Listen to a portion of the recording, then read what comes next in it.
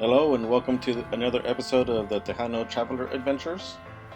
I'm your host, Wally, and today we're looking at Presidio La Bahia, which is probably one of my favorite places in Texas. I love Presidio La Bahia. I found it by accident on my way to Corpus once, about 10 years ago, and I've been in love with it ever since. There's a little museum inside of the Presidio that you can walk through and learn a little bit more about the history of the area, history of why the Presidio is there. You see a little mock-up of what the fight at Calero Creek used to look like. Somewhere in there is General Fannin, and there's a cannon that I kind of liked. But Presidio is pretty much the Spanish word for fort. And here you see the fort walls.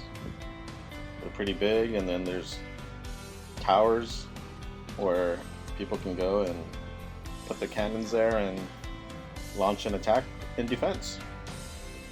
It's pretty well maintained. It's owned by the Catholic Diocese. I hope I said that word right. I don't know, I'm not Catholic.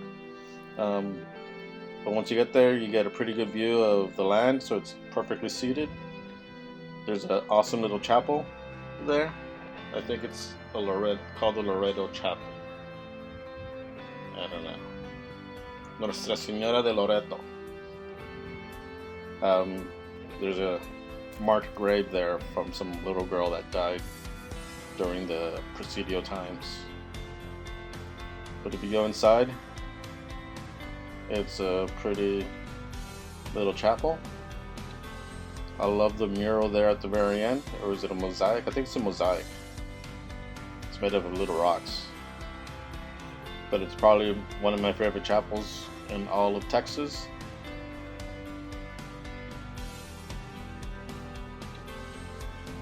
You can walk in and feel the peace once you're in there. But look at that artwork. It's pretty awesome. Now this Presidio pretty much gave birth to Goliad.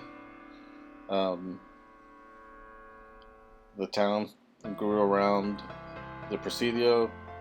We've already seen the Goliad mission, the Espiritu Santo. This Presidio protected that mission. And then the fort had the little extra chapel there for the soldiers so that they wouldn't have to walk all the way down to the mission. The mission was mostly for the Caronquas. Now the walls are still there, so you can walk around the grounds. Like I said, it's pretty well maintained. You can sort of get a glimpse of what history was like back then, what they would have to do, how they would live. The stone masonry is awesome to look at. I think that's the spot where they killed Colonel Fannin. One of my favorite parts is going up into the towers. They may not seem tall and high, but I guess in the 1700s, that was probably pretty high up. You can see the surrounding countryside. There's a Fannin cenotaph back there with the Angel of Goliad.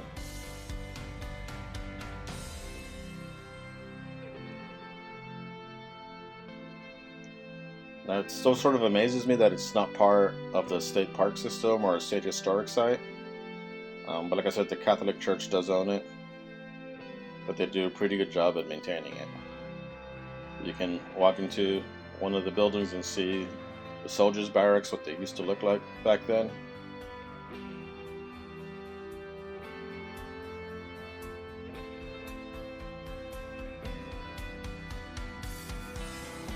It is actually a National Historic Landmark, so yeah, even though Texas doesn't own it, even though it's not publicly owned, it is open to the public.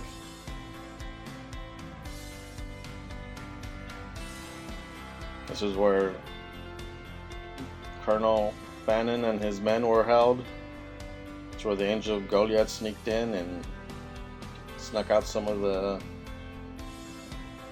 prisoners before being executed.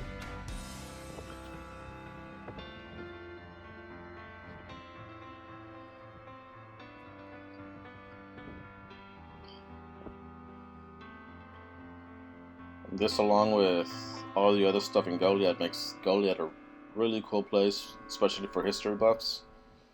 They've got the missions, they've got the state parks, they've got the Presidios.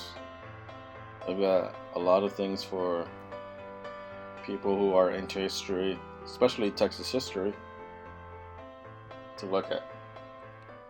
But the Presidio dates back to the Spaniard Empire times. There's a flag of Goliad, which is one of my favorite flags. And also right next to the Presidio is the birthplace of General Zaragoza. Of course, he was a famous general that led the Mexicans at the Battle of Puebla, which is why we celebrate Cinco de Mayo. That's right outside in the corner. But anyways, I hope you enjoyed today's episode of the Tejano Traveler Adventures. I hope you like, I hope you subscribe, and let me know how I'm doing. Thanks!